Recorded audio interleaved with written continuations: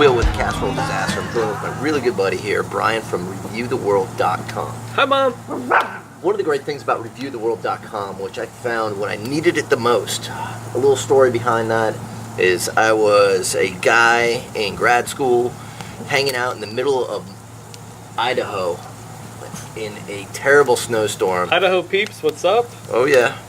And Big it was nod. miserable outside, and I was in a crappy apartment because that's really the only thing that they had for transient people there.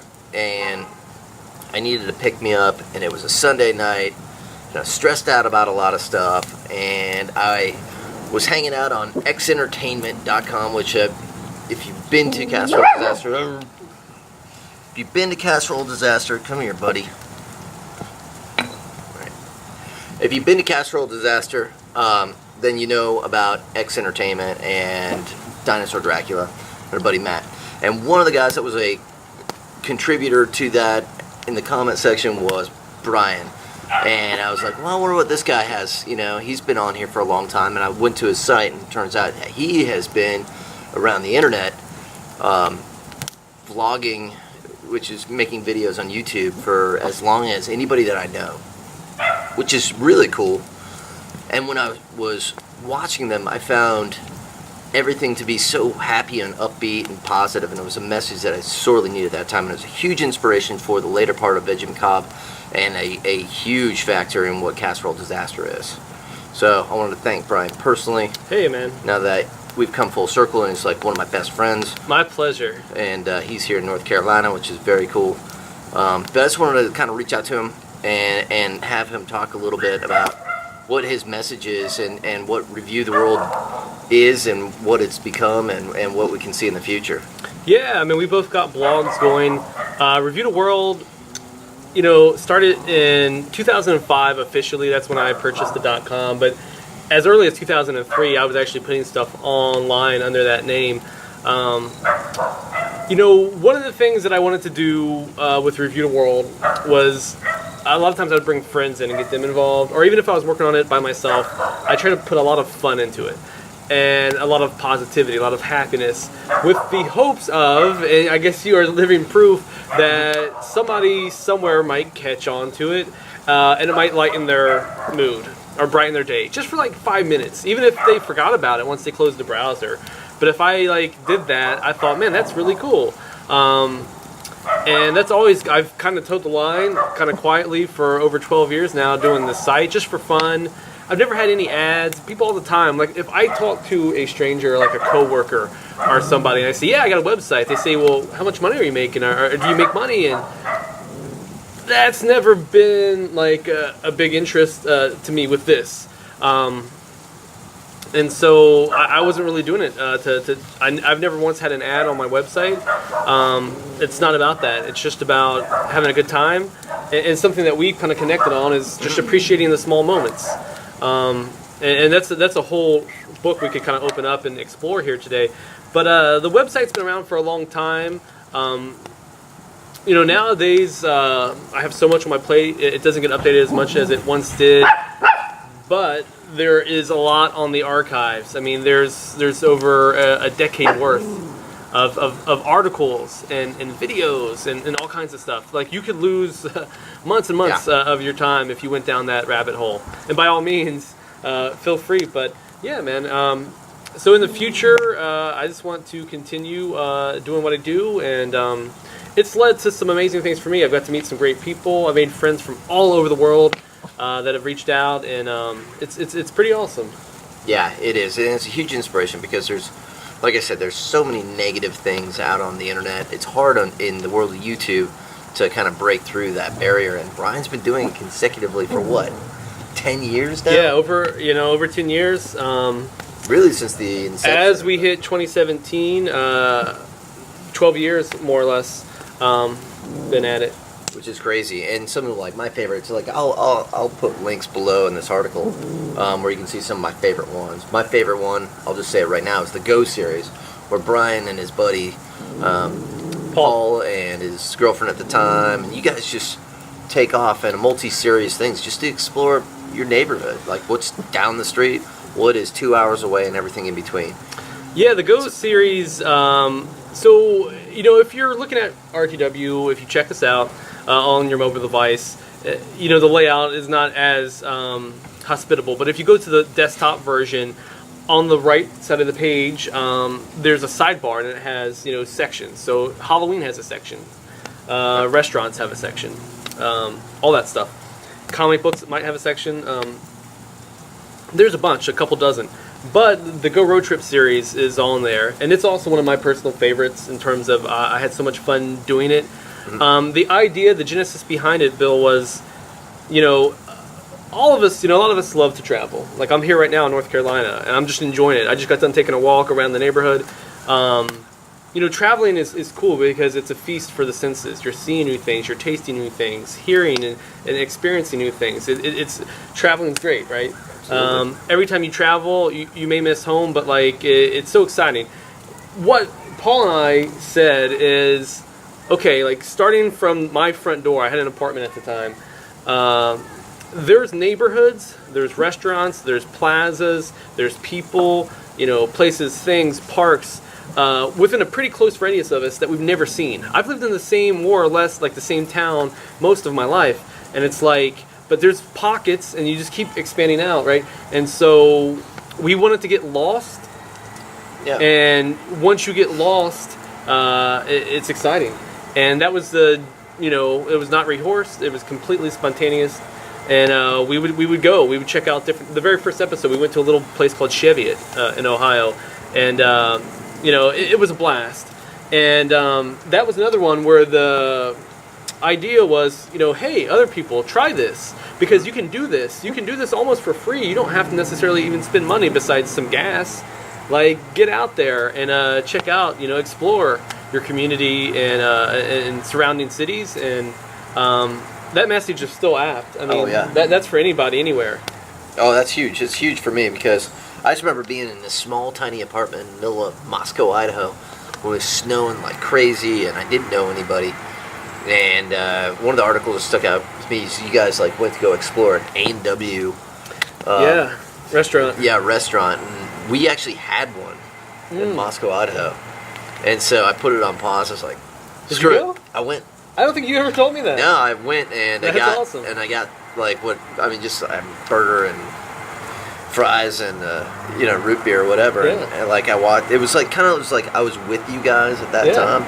I mean, it's That's inspirational. Cool. You That's find awesome, your happiness where it is, and it's kind of taught me that going throughout life is pick up on the little things, send positive messages, and you never know who's watching and who you can kind of make your day. Yeah. And pick them up. And that's kind of what we're awesome. going for in the casserole is really inspiring people to do good things, because as we're kind of preaching into things, I'm a big Tim Ferriss fan. I'm a big, I'm easily influenced by a lot of positive thinking. Is reviewtheworld.com is definitely on that list of, be kind to people, inspire through, actually going out there and doing it, and then being honest and straightforward, and enjoying all the little things in life. From, going snorkeling in the Caribbean all the way down to, going to the grocery store and finding out they're selling holiday snacks, and then just enjoying the whole ride and the whole gamut in between. So, talk a little bit too. You kind of did there about the transition. Veggie Macabre. How many years was it around as a blog?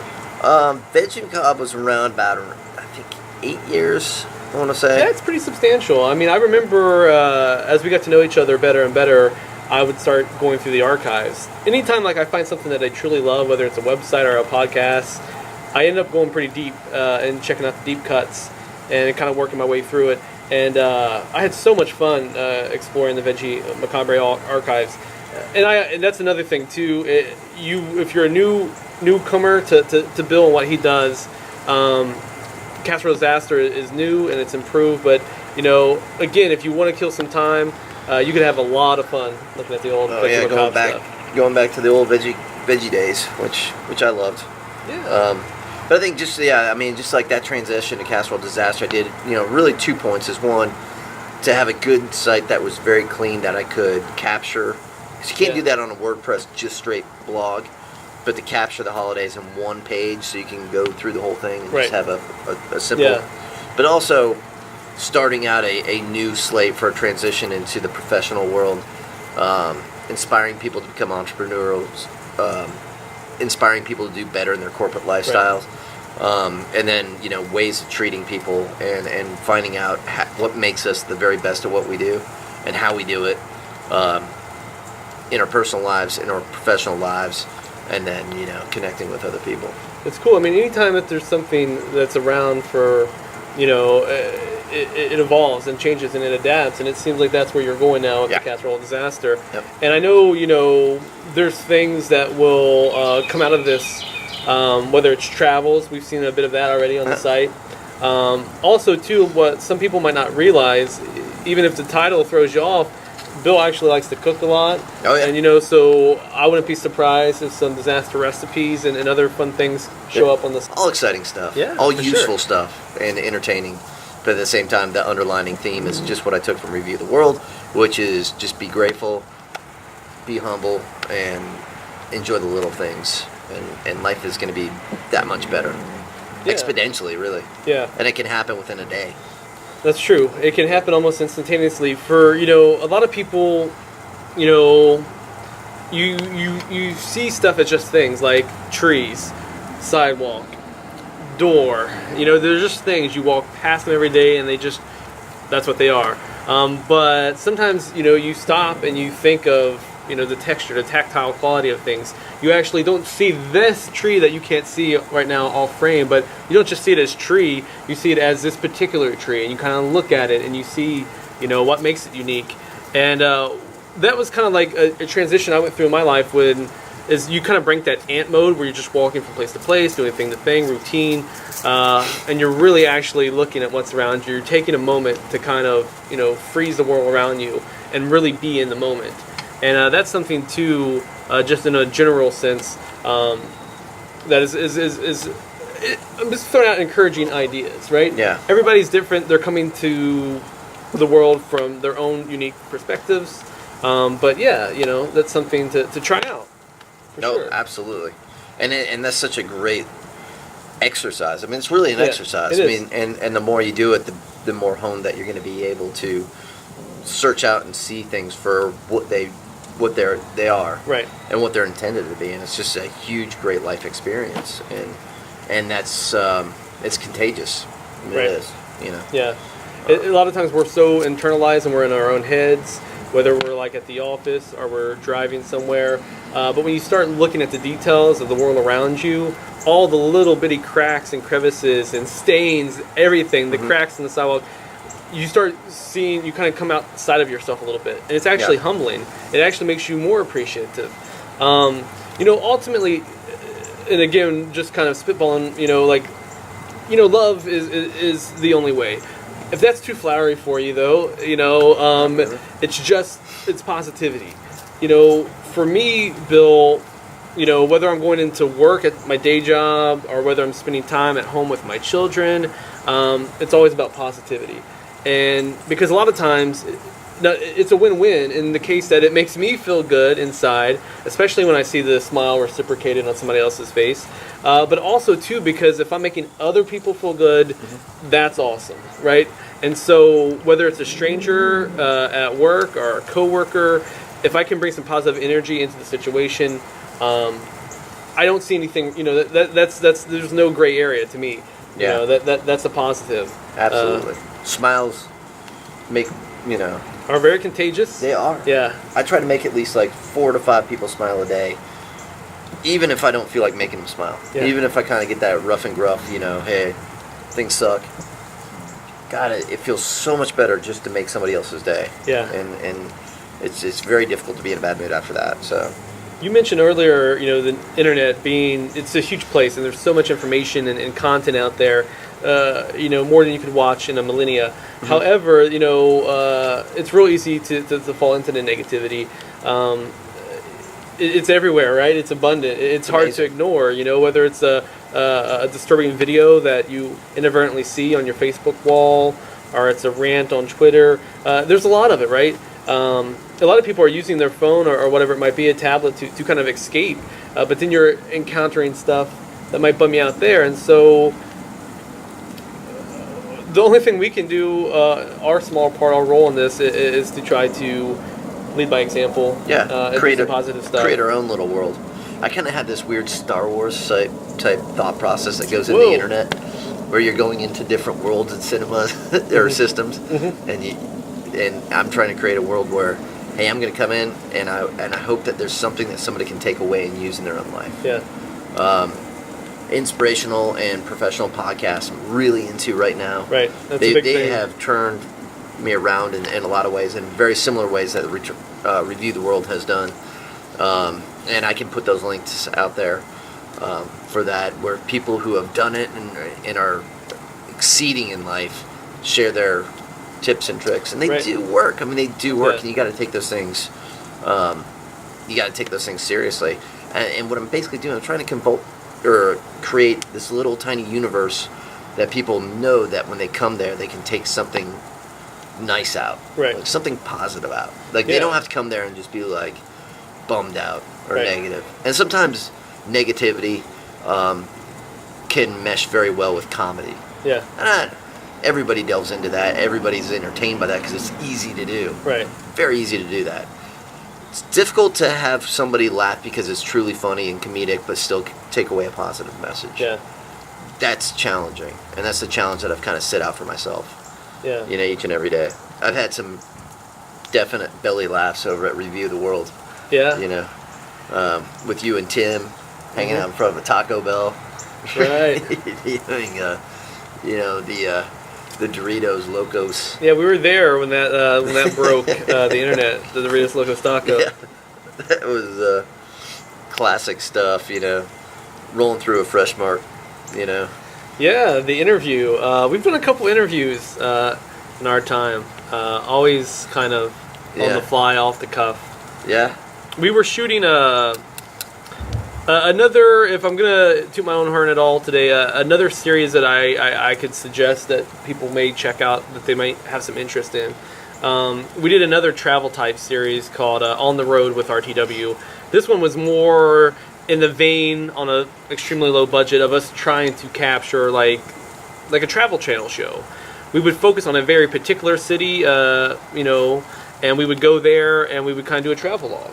I would walk around, I might interact with some people, we would check out some of the hot spots, some of the landmarks, we would maybe try some food there. That one we did 2 seasons, and I couldn't tell you offhand how many episodes we did. I'd say 9 or 10, but that's another one that I think you mentioned some stuff that triggered that in my head.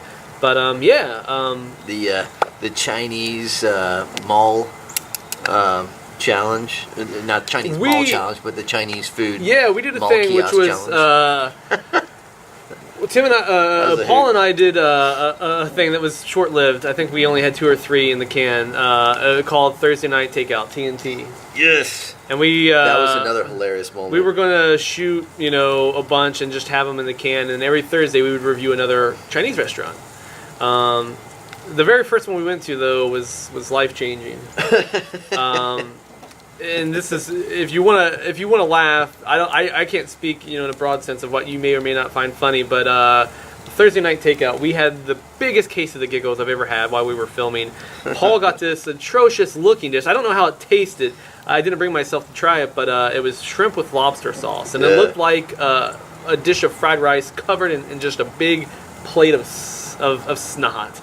It was this white, syrupy liquid with even whiter chunks, and like this clear, translucent fluid. And I kind of stopped laughing. And Paul takes a bite, and it's dripping down his face, and it's just so much fun. Yeah, that was a cool one. like child labor law. I think so. What initially got us laughing actually was when we walked in the door. There were 2 boys. They were probably maybe 5 and 7. 2 young brothers, and they were arguing. They were bringing us up. They took our order. Like, these were children, and but they were bickering like siblings would, right? And so, but they took down our order, and I think took our credit card, and so we were already kind of laughing. That was sort of surreal. You don't see that very often. And then once the food came, it was over. Yeah, we were done. Yeah, it was nuts. I don't know. Your plate looked pretty good. But. Yeah, mine was bad. Let me just. Again, as we continue the spitball here, have you ever thought, like, if you, Bill, had like a show on the Travel Channel or the TV Food Network, Have you ever imagined that and what you might do, or just on any network? Every day. Yeah? Every day. Because I have an idea, but I want to hear yours first before I pitch mine. Mine would be basically it would be a two-part for a celebrity. One, you go out to eat with them, and you talk about their career and what they do. Okay. And another is come back and cook something that they would want to cook, and have them basically equate that to life, success, inspiration. Right. But it would have to be a celebrity that I would deem Right. worth people's while. Somebody that Sure. that has been there, done that, and is. It's not putting just a good- anybody, right? Right, You'd I be mean- looking for a particular, Yeah, I wouldn't have like Miley Cyrus or somebody that's just kind of Yeah. okay. Nobody cares. Nobody cares. Yeah, making pizza rolls. That might not be a big like, episode. Like an Arnold Schwarzenegger or a BJ Novak from The Office, and those people. Once he gets past his horrible time, like a Brad Pitt or somebody like that, somebody who's been around for a long time. So you're cultivated saying success. no Max Landis. Max Landis, he'll find his way. He'll get his own show. Yeah. So my idea to piggyback on yours. I know you're a big fan, although it's not the most popular show, maybe, of Diners, Drive-Ins, and Dives. Love it. My idea for a show, it would be very similar, but if that's like those are supposed to be the off-the-radar ones, mine would be another step beyond, the really off-the-radar ones. Like, I would want to go to the places that, are just completely, it doesn't matter if the neighborhood is war-torn, like, we're going to go there, and also, like, gas stations, or, like, delis, like neighborhood ones, like, really, really deep cuts. Like, I would want to see, like, who has the best gas station hot dogs or nachos, and we would just go all over the country, like, really small neighborhoods. That is an idea that, that would be my kind of dream job, to travel the country and just go completely off the radar, man. It's not too late. Yeah. Not too late, man. Well, cool. Well, I say we wrap it up. And Yeah, I think we've covered some pretty cool stuff. I think we should have this song going. Yeah. Through that. Maybe do some Skyping and stuff, Yeah. take some questions Do and some things. Skyping and questions and kind of expand on this. I think this is a good first round of, the casserole disaster, and review the world as we intermesh in a world of professionalism, positivity, inspiration, and our constant quest to make people smile in this ever-changing, very stressful climate. Right. Very stressful climate. If you feel overwhelmed by the world, by politics, by religious pressure, anything, man, you can't control the world. This is what I told a friend the other day. I said, what you can control is yourself. Be the best person you can be. And because that's the only thing that's really within your control. And let the world sort itself out, But, this has been cool, Bill. Thanks for having me, man. Yeah. Anytime that I can hang out at the digs at thecasseroledisaster.com, I will Always. bring my own bib, and I will be there, man. It's for sure. Always. Brian, Review the World will with Casserole Disaster. We're going to be coming to you live. So, Thanks for joining us. love you guys. Bye. See ya.